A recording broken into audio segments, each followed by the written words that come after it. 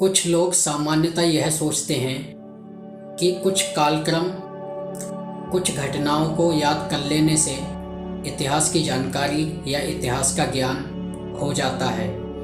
अगर इस्लाम और ईसाईयत की बात करें तो इस्लाम और ईसाईयत यह दोनों ही एक सिक्के के दो पहलू हैं। तो आज हम बात करेंगे इसी विषय पर। मैं हूँ राकेश कुमार चंद्रवंशी, वैश्यवरा भोजी समाज से।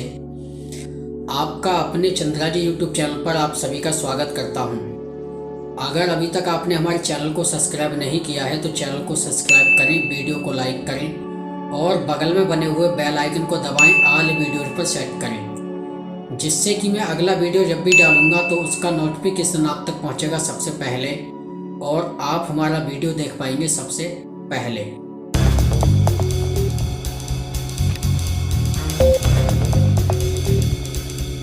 सामान्यतः लोगबाग यह सोचते हैं कुछ नामों को याद कर लेने से, कुछ कालखंड को याद कर लेने से इतिहास का ज्ञान या इतिहास की जानकारी हो जाती है।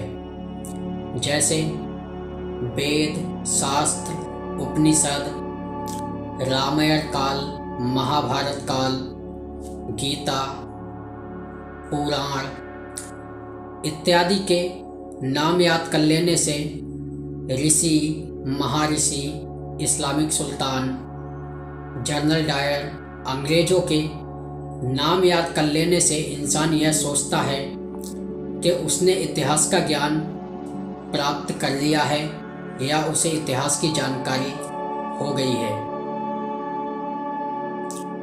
अगर हम इन नामों की बात करें तो यह नाम सिर्फ इतिहास का एक अस्थि पंजर मात्र हैं। अगर किसी कब्रिस्तान से किसी व्यक्ति का अस्थि पंजर जो निकाल लिया जाए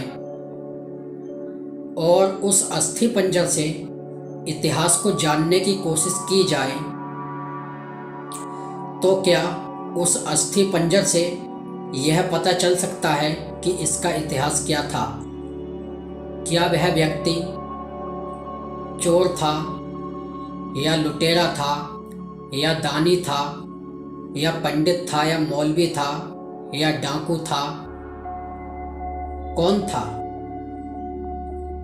उस अस्थि पंजर से यह नहीं पता चलेगा। इतिहास का पता चलता है तर्क, तथ्य और प्रमाणों के आधार पर जांचने से और परखने से और भ्रमण करने से, अध्ययन करने से ही इतिहास की ठीक ठीक जानकारी प्राप्त हो सकती है। ऐसा नहीं है कि मात्र कुछ नाम याद कर लिए और यह सोचने लगे कि अब हमें इतिहास की जानकारी या हमें इतिहास का ज्ञान हो गया है। ऐसा सोचना गलत है। अगर हम इस्लाम और ईसाईयत की बात करें तो जिस तरह से इस्लाम को फैलाया गया था जोर ज़बरदस्ती से, ठीक उसी तरह से ईसाई धर्म को भी जोर ज़बरदस्ती से फैलाया गया था। एक रोमन सम्राट हुआ था जिसका नाम है कॉन्स्टेंटाइन। यह कंस दैत्यन शब्द का एक अपभ्रंश शब्द है। अगर हम इस सम्राट की बात करें जो रोमन सम्राट हुआ था कॉन्स्टेंटाइन, इसने लगभग सन 312 ईस्वी में ईसाई बनते ही अपनी सेना को जोर जबरदस्ती से, जो साधारण लोग थे, जो मतलब ईसाई नहीं थे, उन्हें ईसाई बनाने के काम पर इसने अपनी सेना को लगा दिया था। ठीक उसी तरह से जिस तरह से कि औरंगजेब ने अपनी सेना को काफिरों को मारने के लिए, गर्दन उतारने के लिए अपनी सेना को लगा दिया था। यह आदेश दिया था कि जिसके माथे पर तिलक दिखाई दे, जिसने जनेऊ पहनी हो, उसे जबरदस्ती मुसलमान बनाओ, और यदि वह इस्लाम कबूल नहीं करता है तब सर तन से जुदा, तन सर से जुदा।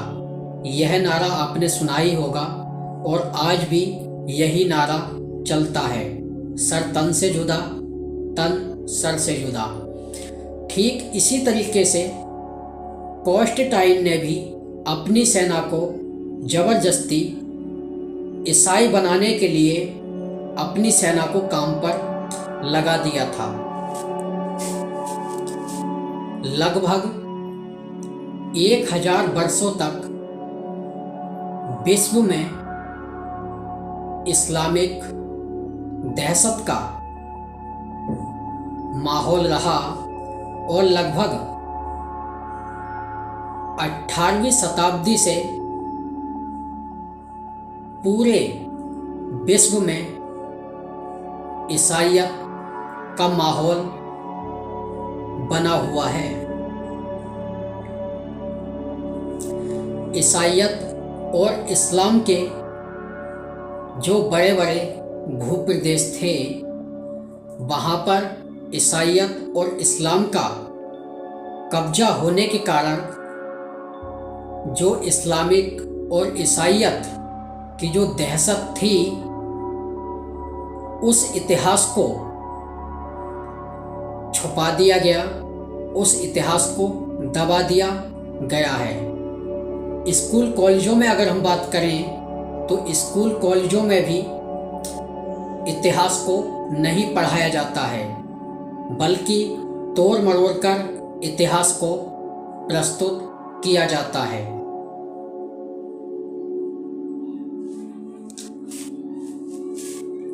सिनेमा घरों में यह बताया जाता है कि जो रोमन सम्राट और उनकी सेना थी, तो रोमन सम्राटों की सेना ने ईसाइयों को दबाया या दबाने की कोशिश की, लेकिन ये ईसाई जो थे यह अपनी सत्यता पर, अपनी सहनशीलता पर, अपने भाईचारे पर बने रहे, जिसके कारण से कि ईसाई धर्म बढ़ता चला गया। अगर रोमन सम्राट की बात करें तो नीरो आदि जो रोमन सम्राट हुए थे, अगर उनके समय की बात करें तब उनके समय में 25-50 से ज़्यादा रोम नगरों में ईसाई थे ही नहीं। जो यह बताया जाता है कि रोमन सम्राट जो थे और उनकी सेना जो थी, उन्होंने ईसाइयों को दबाया या दबाने की कोशिश की। ना ही कोई ऐसी घटना हुई जिससे कि इन ईसाइयों को आंदोलन करने की आवश्यकता पड़ती। ये तो बस अपने मित्र के घर चर्चा करने के लिए रविवार को इकट्ठे हुआ करते थे, जिससे कि उस स्थल का नाम, इनके प्रार्थना घर का नाम चर्च पड़ा है। जहाँ पर ये इकट्ठे हुआ करते थे चर्चा करने के लिए रविवार के दिन, इसी वजह से उस जगह का नाम चर्च पड़ा है। आज आपने देखा होगा कि जगह जगह पर चर्च बनी हुई है, तो वह चर्च इसी वजह से बनी हुई है क्योंकि यह आपस में वहाँ पर मिलकर विचार विमर्श किया करते थे। फ्रांस देश में कैथोलिक पंथियों ने स्वयं बांधवों पर बलात्कार किए। 4वीं शताब्दी से 600-700 वर्षों तक यही बलात्कार होते रहे और यह प्रक्रिया तब तक चलती रही जब तक कि पूरा यूरोप ईसाई धर्म में परिवर्तित नहीं हो गया। जब वहाँ पर कोई भी ईसाई बनाने के लिए नहीं बचा, तब जाकर यह बलात्कारों की प्रक्रिया बंद हुई थी।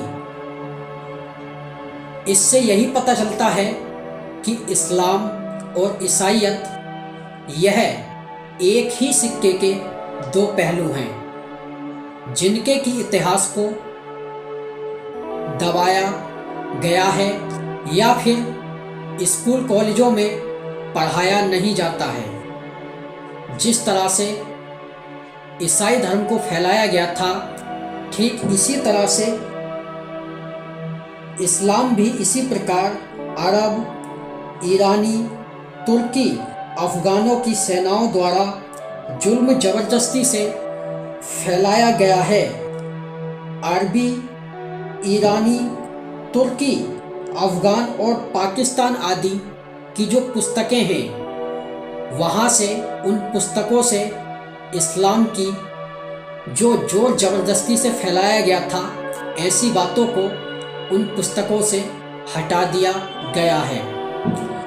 अगर हम ईसाइयों की बात करें तो जो ईसाइयों की जो पुस्तकें हैं, उन पुस्तकों से भी जो ईसाईयत को जोर ज़बरदस्ती बलात्कारों के द्वारा फैलाया गया था, यूरोप आदि देशों में जो पुस्तकें हैं, उन पुस्तकों से ईसाईयतों की यह बब्बरता, यह दहशत की बातें, यह कट्टरता की बातें उन पुस्तकों से हटा दी गई हैं।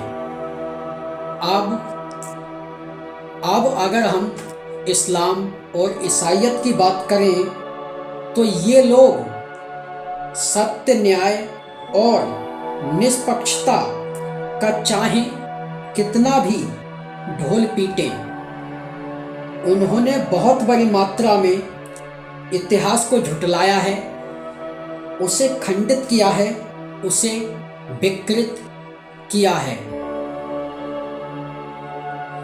कोई नहीं बताता है कि विश्व में कौन सी सभ्यता थी।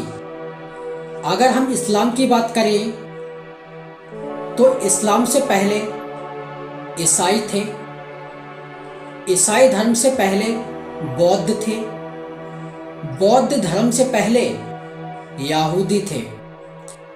अगर हम यहूदियों की बात करें कि यहूदियों से पहले कौन सी सभ्यता थी, तब यह कोई भी नहीं बताता है। इतिहासकारों के मुंह पर ताला लग जाता है। कोई यह बताना नहीं चाहता कि यहूदियों से पहले विश्व की पहली सभ्यता कौन सी थी। यह मेरे पास पुरुषोत्तम नागेश जी की एक पुस्तक है, वैदिक विश्व राष्ट्र का इतिहास, भाग 1। इसमें वह पुरुषोत्तम नागेश जी पेज नंबर 43 पर लिखते हैं, अगर हम सनातन धर्म की बात करें तो पुरुषोत्तम नागेश जी ने यहाँ पे लिखा है कि कट्टर, कर्मठ और निर्भीक नास्तिक तक सबको वैदिक संस्कृति में नितांत आदर का स्थान है। यहाँ कोई किसी से नहीं पूछता कि तुम्हारी पूजा पद्धति क्या है, क्या नहीं है। बस सनातन धर्म का इतना ही कहना है कि सत्य बोलो और सबसे सेवा भाव, बंधु भाव और परोपकार का आचरण करो। यही सत्य सनातन वैदिक धर्म का प्रत्येक व्यक्ति को उपदेश है।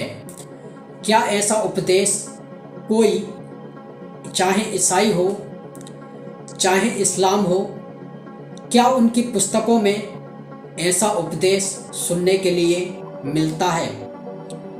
और मैं सनातन धर्म के विषय में बताना चाहूँगा कि जब हमारे यहाँ पे कोई भी सवाल किया जाता है, तब उस प्रश्न का उत्तर दिया जाता है।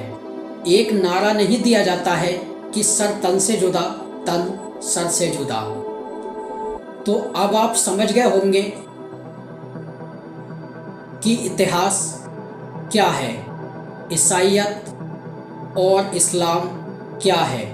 अगर अभी तक आपने हमारे चैनल को सब्सक्राइब नहीं किया है तो चैनल को सब्सक्राइब करें, वीडियो को लाइक करें और बगल में बने हुए बेल आइकन को दबाएं, ऑल वीडियोज पर सेट करें, जिससे कि मैं अगला वीडियो जब भी डालूंगा तो उसका नोटिफिकेशन आप तक पहुंचेगा सबसे पहले और आप हमारा वीडियो देख पाएंगे सबसे पहले। तो आज और अभी के लिए इतना ही। जल्द मिलेंगे आपसे अगली वीडियो में। तब तक के लिए जय श्री राम, जय श्री कृष्ण और मेरे संग मिलकर बोलिए सत्य सनातन वैदिक धर्म की जय।